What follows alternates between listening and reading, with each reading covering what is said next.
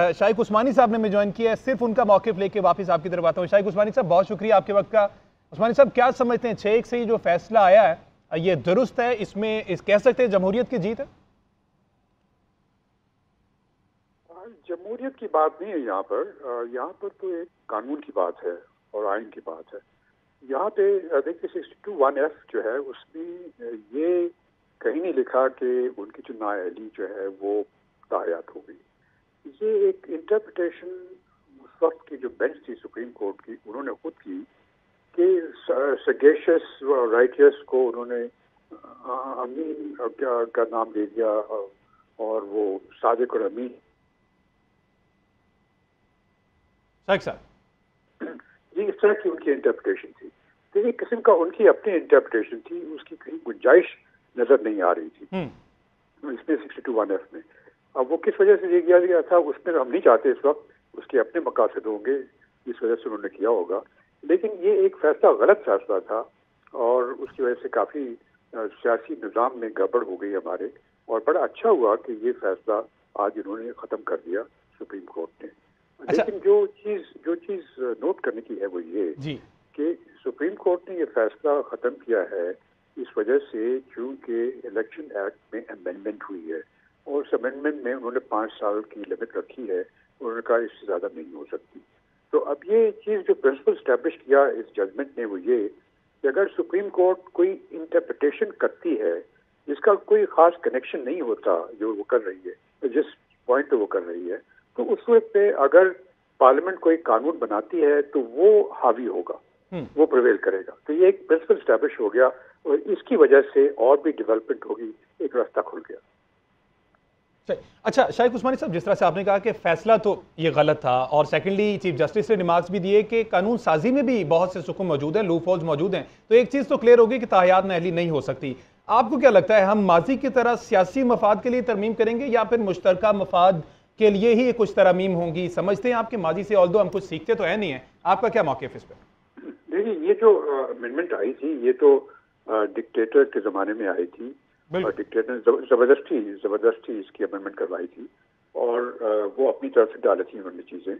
तो अब ये वो चीज़ अपनी जगह से ख़त्म हो गई और अब आइंदा मेरे ख्याल में अगर ज़रूरत पड़ी तो मेरे ख्याल में आइन में तरमीम करनी पड़ेगी। जो भी अगर हुकूमत आती है, जो भी नई पार्लियामेंट आती है, उनको एक तरमीम करनी पड़ेगी ताकि ये जो 62(1)(f और 63 जो है ना, इसमें ऐसी अमेंडमेंट इस तरह से की जाए कि इस किस्म की गलत इंटरप्रिटेशन की कोई गुंजाइश ना हो।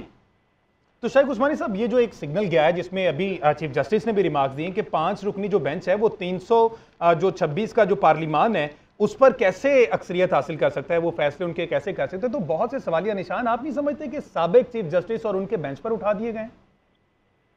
मैं ये नहीं कहना चाहता कि उठा दिए गए पॉइंट पे, ये तो उनका अपना व्यू है कि उन्होंने किया है, लेकिन बासूरत उन्होंने जो फैसला किया है उससे तो यही अखज़ किया जाता है कि उन्होंने जो पार्लियामेंट का जो लॉ है उसको फौकियत दी है, जो कि सुप्रीम कोर्ट का डिसीजन था।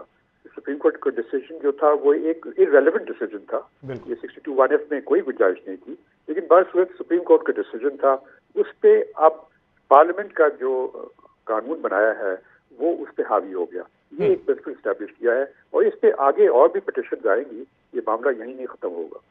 तो उस्मानी साहब, आप समझते हैं कि ये फैसला ठीक है? क्योंकि चीफ जस्टिस ने यह भी कह दिया है कि कोई भी शख्स 62(1)(f पर पूरा नहीं उतर सकता, तो इसलिए कानून में, आइन में तो इसकी कोई जगह ही नहीं कि उन्हें तायात नायल कर दिया जाए। 5 साल उनको सजा देते हैं, उसके बाद सजा पूरी करें और वापस आके दोबारा से वो इलेक्शन में हिस्सा ले सकते हैं। बिल्कुल सही है, ये तो मैं आपसे कह रहा था कि जो 62(1)(f की जो वर्डिंग है उस पर सगेशियस राइटियस वगैरह का लफ्ज इस्तेमाल किया गया है, उसको उन्होंने उर्दू में सादिक और अमीन बना दिया। और सादिक और अमीन चूंकि ऐसी चीज है जो कि अगर आप हैं या नहीं है, तो अगर आप नहीं है एक दफा तो हमेशा के लिए नहीं है, ये उन्होंने अखज़ किया। अब ये चीज जो गलत है अखज़, इस पर भी गलती है, क्योंकि अगर कोई इंसान गलती करता है और सादिक और अमीन नहीं होता तो उसको मौक़े हैं कि वो तौबा करके अपने हालात सही कर दे, दूसरे कर दे।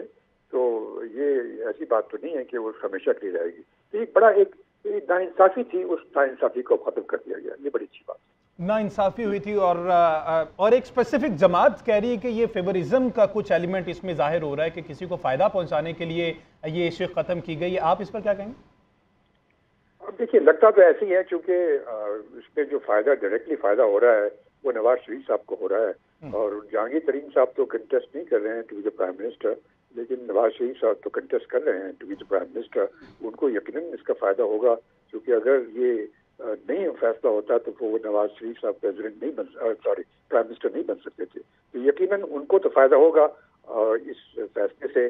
तो लोग तो यही कहेंगे कि शायद इस वजह से ये फैसला हुआ, चूंकि किसी को खास फायदा देना चाहता है। लेकिन मेरे ख्याल में काजी खलीफा साहब इस किस्म के इंसान नहीं है। उन्होंने अगर फैसला लिया है तो अपने जहन से फैसला किया।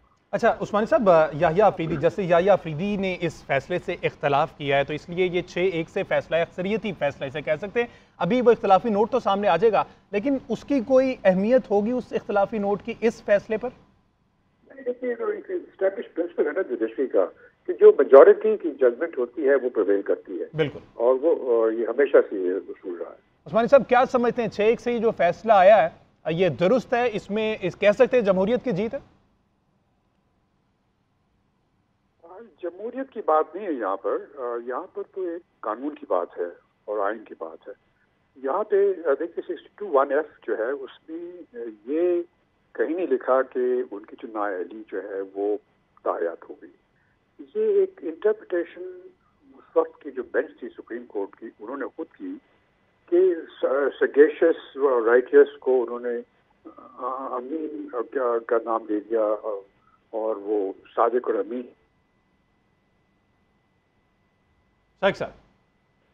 ये इस तरह की उनकी इंटरप्रिटेशन थी।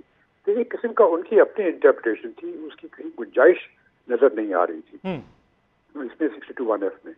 अब वो किस वजह से ये किया गया था उसमें हम नहीं चाहते इस वक्त, उसके अपने मकासद होंगे, इस वजह से उन्होंने किया होगा।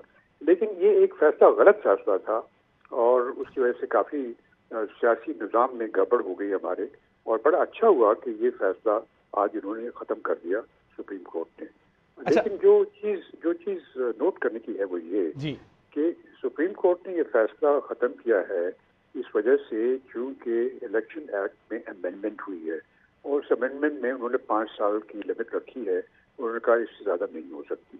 तो अब ये चीज जो प्रिंसिपल स्टैब्लिश किया इस जजमेंट ने वो ये कि अगर सुप्रीम कोर्ट कोई इंटरप्रिटेशन करती है जिसका कोई खास कनेक्शन नहीं होता जो वो कर रही है, जिस पॉइंट पे वो कर रही है, तो उस वक्त पे अगर पार्लियामेंट कोई कानून बनाती है तो वो हावी होगा, वो प्रिवेल करेगा। तो ये एक प्रिंसिपल स्टैब्लिश हो गया, और इसकी वजह से और भी डेवलपमेंट होगी, एक रास्ता खुल गया। अच्छा शाइख उस्मानी साहब, जिस तरह से आपने कहा कि फैसला तो ये गलत था, और सेकंडली चीफ जस्टिस ने रिमार्क्स भी दिए कि कानून साजी में भी बहुत से सुकून मौजूद हैं, लूप होल्स मौजूद हैं, तो एक चीज़ तो क्लियर होगी कि ताहयात नाअहली नहीं हो सकती। आपको क्या लगता है, हम माजी की तरह सियासी मफाद के लिए तरमीम करेंगे या फिर मुश्तरका मफाद के लिए ही कुछ तरमीम होंगी? समझते हैं आपके माजी से, ऑल्दो हम कुछ सीखते तो है नहीं है, आपका क्या मौक़िफ़ इस पर? देखिए, ये जो अमेंडमेंट आई थी ये तो डिक्टेटर के ज़माने में आई थी, और डिक्टेटर ने ज़बरदस्ती इसकी अमेंडमेंट करवाई थी, और वो अपनी तरफ से डाली थी उन्होंने चीज़ें। तो अब ये वो चीज़ अपनी जगह से ख़त्म हो गई, और अब आइंदा मेरे ख्याल में अगर ज़रूरत पड़ी तो मेरे ख्याल में आइन में तरमीम करनी पड़ेगी। जो भी अगर हुकूमत आती है, जो भी नई पार्लियामेंट आती है, उनको एक तरमीम करनी पड़ेगी, ताकि ये जो 62(1)(f और 63 जो है ना, इसमें ऐसी अमेंडमेंट इस तरह से की जाए कि इस किस्म की गलत इंटरप्रिटेशन की कोई गुंजाइश ना हो।